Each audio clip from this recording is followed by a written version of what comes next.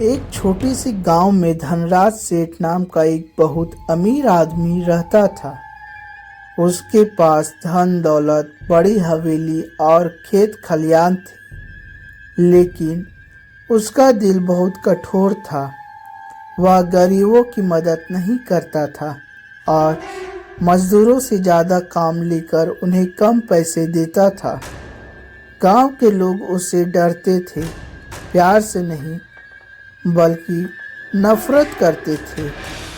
गांव के बाहर एक पुराना पीपल का पेड़ था। लोग कहते थे कि वहां रात में कोई चुड़ैल दिखाई देती है, इसीलिए कोई भी उस रास्ते से अंधेरे में नहीं जाता था। लेकिन धनराज सेठ इन बातों को झूठा मानता था। वह कहता, चुड़ैल वुड़ैल कुछ नहीं होती, ये सब डरपोक लोगों की बातें हैं।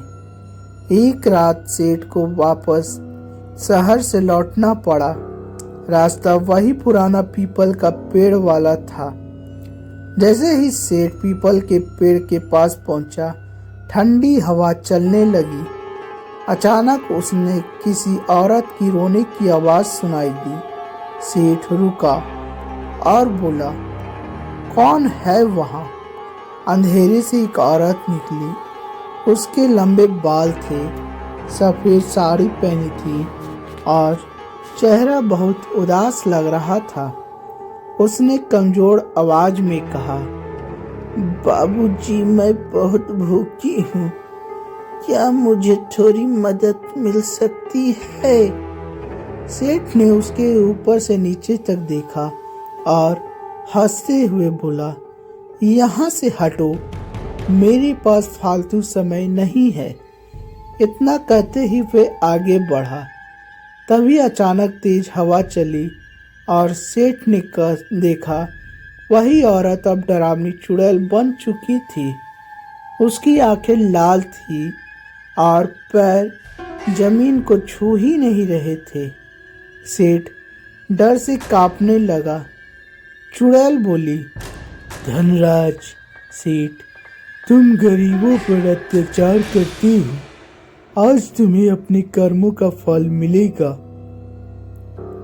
मुझे माफ कर दो, मैं बदल जाऊंगा, गरीबों की मदद करूंगा। चुड़ैल कुछ देर उसे देखती रही, फिर बोली, अगर सच में बदलना चाहते हो तो कल से ही अपना कर्म बदल लेना, यह मेरी आखिरी चेतावनी है। इतना कहकर चुड़ैल हवा में गायब हो गई। सेठ बेहोश होकर वहीं गिर पड़ा। सुबह गांव वालों ने सेठ को पेड़ के नीचे पाया।